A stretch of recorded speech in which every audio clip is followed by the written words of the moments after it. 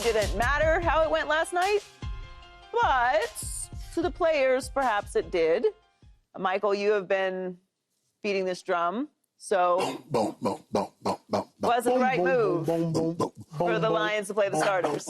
Absolutely. I beat this drum yesterday talking about the Philadelphia Eagles. What we saw was Coach Campbell saying, I'm going to give these guys the opportunity to bring satiety on their revenge tour, to feel this because they are in the midst. Wait. What you said? What was that word? Satiety. That means satisfaction. Satiety. Okay, you know, every time you come with a new gym, I gotta write it down. I gotta write it down. Revenge tour. All right. That game had no say in what was going to happen in the playoffs and the opportunity to get the first seed. They're going to do that Sunday night against Minnesota. But this game had every say into the mindset of that football team. You heard Jared Goff, you heard everybody talk about it. We wanted to pay them back. Yeah. They came into our house, we were up 17, and they beat us and went to the Super Bowl. We know this is not 1-for-1. We know this is not the same thing, but we wanted to set them off, to send them home with a nice whooping. Let me tell you why that's so important. See, when they went home after they lost that game in San Francisco, they sat in that locker room and they looked at each other. Like, man, we were one game away from the Super Bowl. Oh, my God, man. And we got to remember this. When they worked out, every workout, they remembered this. And now you get a chance. I don't care what kind of shape San Francisco is in. They sent me home, and I watched the Super Bowl. I'm going to take it out on them, and they did. And that team looks real good. So absolutely it was the right move. And I think Philadelphia should be listening right now because that's important. Yeah, so you mentioned yesterday, for those who missed the show yesterday, that we were talking about Saquon Barkley potentially playing next week and going for Eric Dickerson's record and breaking it. He needs 101 yards to do it. I believe 101 yards to do it. But the game doesn't really matter. So you were saying that Sirianni should do what Dan Campbell did, which is listen to the locker room and do what the players want to do. Because the locker room has their mind set on something. Right. And they are saying, hey, we're going to do this. Detroit last night said, we're going to pay them back. It doesn't matter what this situation is. We're going to pay them back. You got to give that satiety. You got to say, go do that, guys. Now that carries over because now paying back the 49ers and then letting Minnesota go, you didn't do what you wanted to do. But now if you take this away, it takes away what I do with Minnesota. That's the importance of carryover. And that's what I'm saying Philadelphia has to be careful with. You got to watch it and make sure the mentality is right. Satiety. I like that. I wrote it down. I might didn't spell it right, but I wrote it down. Right. No, but look, Dan Campbell, he said they're fortunate nobody got hurt, which means what? He likes to take chances. Right. And that's what he's done all year long. That's just who he is. This team goes for it on fourth down when he doesn't have to. He runs trick plays when they don't have to. This is just who Dan Campbell is. And they're going to play to the personality of who their coach is. Are they playing? He said this. He didn't even let it linger into the week. He said after the last game, oh, yeah, we playing, by the way. We playing next week. Right. So if y'all don't know who Dan Campbell is, get to know him, y'all, because when you see them in the playoffs and he's going for it on fourth down and 20, that's just who he is. He's an all-or-nothing type of coach. You put him at a poker table, it's all or nothing. All or nothing for him, and that's just who it is. I wouldn't expect anything less of who he is because the Detroit Lions, they're going to go as he goes, and they have an identity where we can look across the NFL and say, what's the identity of this team? At least they have one. They absolutely do. Well, you know how I feel about balls over brains. It's not my preference, but no one got hurt, and you got the desired outcome. So, therefore, you're right. Sometimes you gamble, and it really pays off. Now, if you gamble your mortgage and double your money, was it the smart thing to do? No, it wasn't, especially if it meant that you were going to be without your home at the conclusion of that game. But you doubled your money, you still got your house, and now your mortgage next month is paid. So it works out. But there are huge risks in this. This game didn't matter. Your ultimate goal is to win the Super Bowl. And, you know, we saw Jared Goff try to do a little blocking yesterday and a little flip of the wrist, and he's on the ground. Now, you don't really want that from your starting quarterback anyway, but there is a mentality, there's an energy that the Lions play with. And where I would tend to agree with both of you in this particular scenario, because no one got hurt, so we can talk about it from this perspective. Because if someone of significance did get hurt, and say like a, Jared Goff or a St. Brown, and your season is essentially over, then we're having a very different conversation today. But it didn't, so we're not. I don't have a problem with it because it worked out, and the mentality part of it is going to be important, particularly for this team, because they've had so many injuries. In order for them to get to their ultimate goal at this point in the season, and the way the season is gone, it is going to take digging a little deeper. You're not going to be able to rely on the guy you planned on at the beginning of the season at this point now, up against some really, really tough competition, and going into next week against the Vikings with the #1 seed on the line, which you very much want if you're the Detroit Lions. So you took a risk. It paid off. The game didn't matter. No one got injured. So I'm okay with it.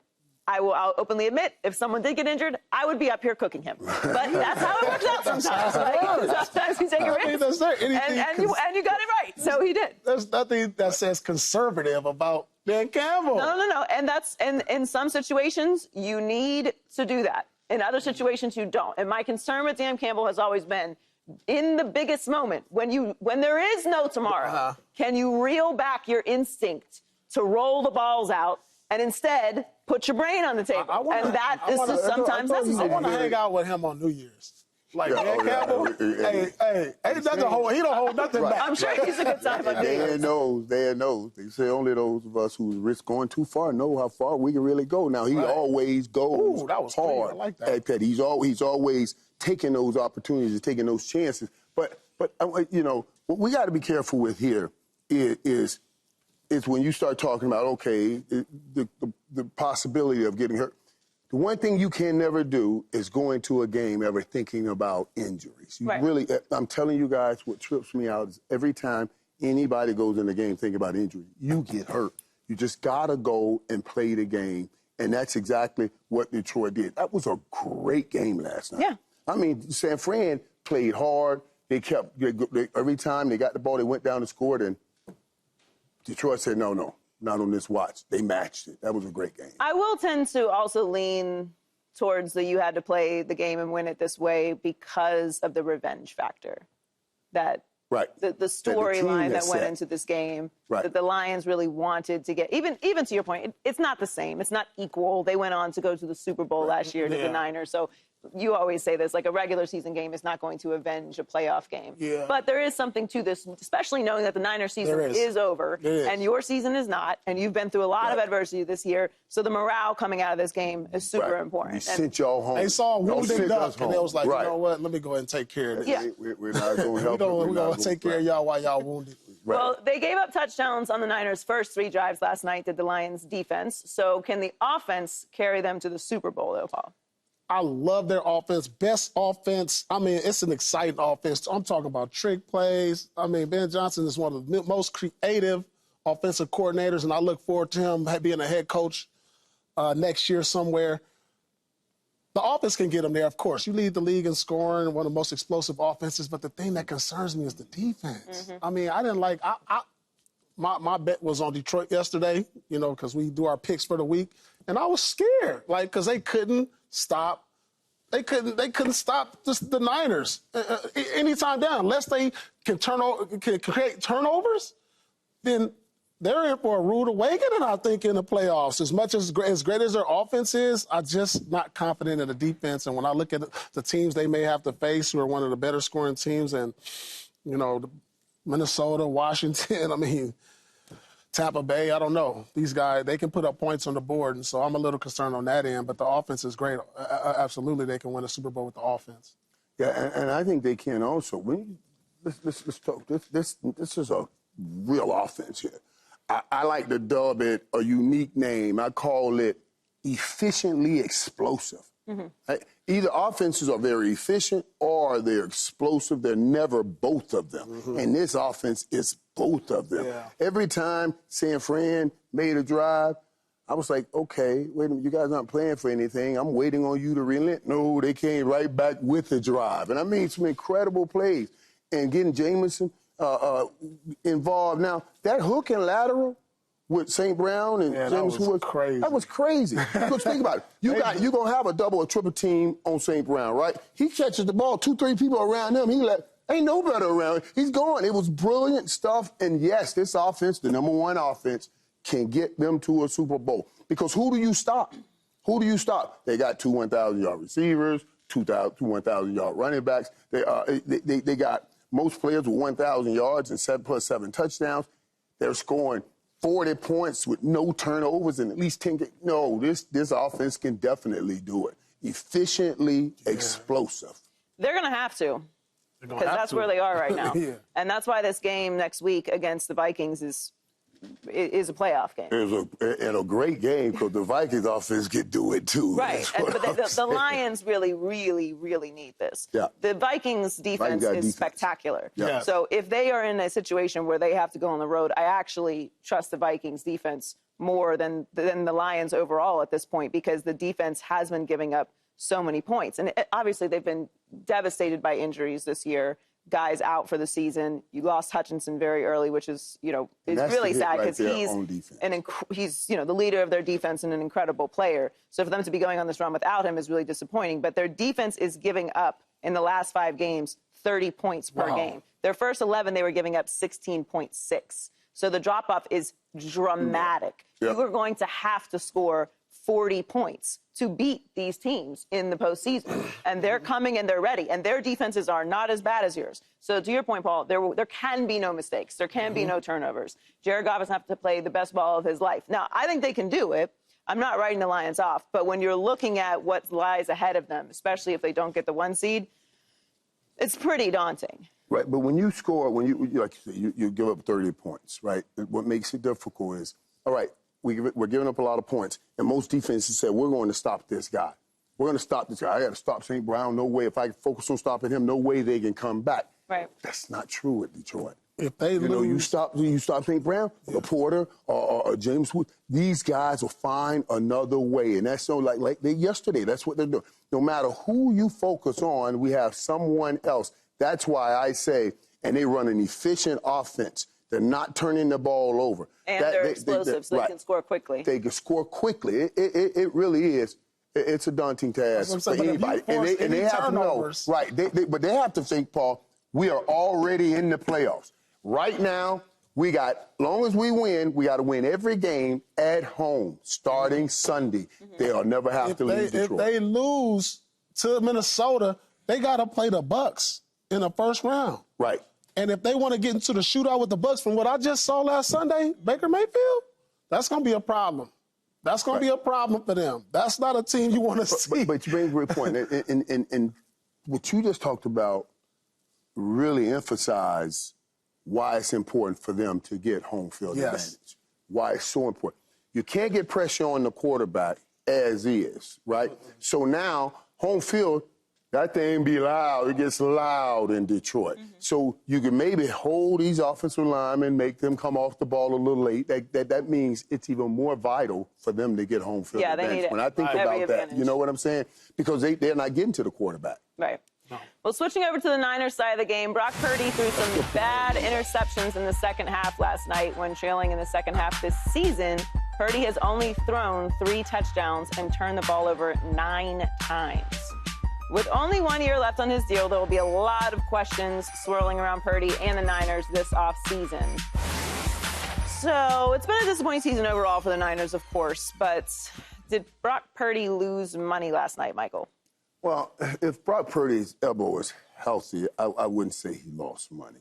He inched towards a little bit more in the area of, I really want to do a friendly deal with you guys, but I wouldn't say he lost money. I mean, your last pick in the draft, and now you're getting opportunity to get a very good NFL quarterback contract, and he's earned that. He's played well enough to certainly get a new contract. It's just at what number?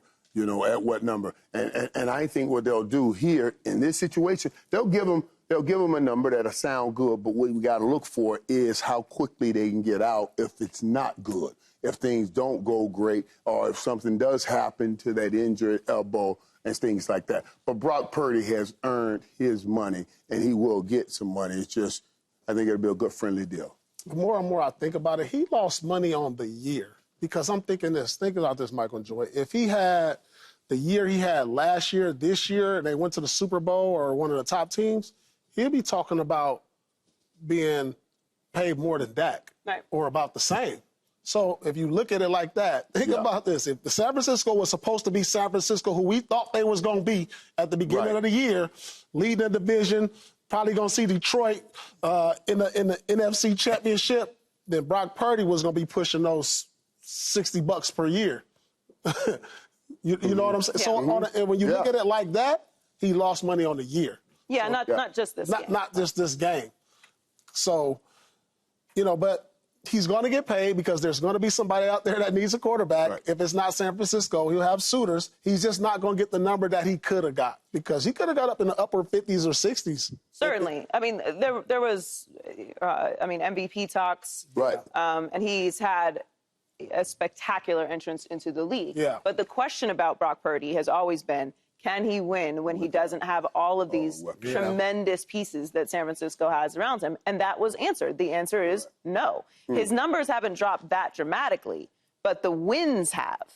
And that tells you that he is not a force multiplier, which was something I always assumed about him. But I also don't always think that that's a bad thing.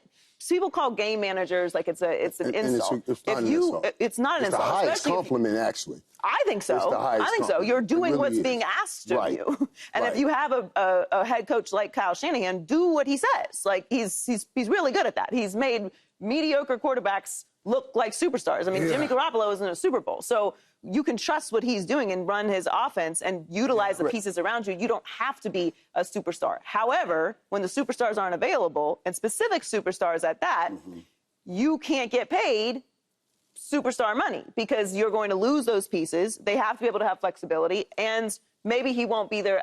The contract won't be as long. I've always talked about Trent Williams with Brock Purdy because everyone wants to focus on CMC, who's an incredible player. Yeah. 2-6 without Trent Williams. Trent is the key. Right. Trent is the key. When I was saying that Trent was the MVP of this team, everyone was saying I'm being dramatic. It's not sexy. Okay, but he is the key to this team. And Brock Purdy needs his weapons around him, which is not a bad thing. Most quarterbacks do. We're seeing this with Sam Darnold now. Right. Yeah. Sam struggled throughout his career. Now he's in a great situation and he's playing great. Yeah. You need pieces around you. But when you're talking about making Dak Prescott money, we're talking about resetting the market, that's off the table. But this here, San Fran plays in a system where they're going to beat you with their system. And Brock Purdy is the decipherer of that system. Now, if they believe, it's not that, okay, Buffalo Bills, they're going to beat you with a man. That's Josh Allen. I'm going to beat you with a man. That's shoulders down. I'm going to run the ball. I'm going to do everything. San Fran's not trying to beat you with that. They've been doing this forever. They're going to disperse all of them, from the Roger Craigs to the John Taylor to the Jerry Rice to right now the Debo Samuels, the Christian McCaffreys, and the George Kittles. They disperse them all, the same offense they've been running, and they want that guy that knows how to decipher where the ball goes. He is absolutely perfect for that. And if he's worth $60 million in that system doing that, because you can't find anybody as good as him, head, shoulders up, able to discern, decipher, and deliver that ball. Now, when those pieces aren't there, yes, he takes a hit, but they understand that, and they're going to say those pieces were not there for him this year. Right, but if they pay him a certain amount of money, they might not keep those pieces there, too. Well, you're right. But what they focus on is development also. And Kyle Shanahan, y'all saw it last night. Y'all saw it. I don't know what we watching, but did y'all not see Ricky Pearsall? Did y'all not see what he was doing? One of those, he was setting him up because whoever's leaving, rather it's Brandon Ayuk or Debo, whatever, he's saying we got Ricky Pearsall. He just showed up and played like I don't know what. I'm telling you, they believe in systems. And that kid right there, Brock Purdy, can decipher, discern, and deliver. That's called homiletics teaching and preaching when I use one letter all the way down just to give you that. I'm going to just get out of it. He called. I'm just saying. Subscribe here to get the latest from Speak and go watch a few segments from our other shows on FS1.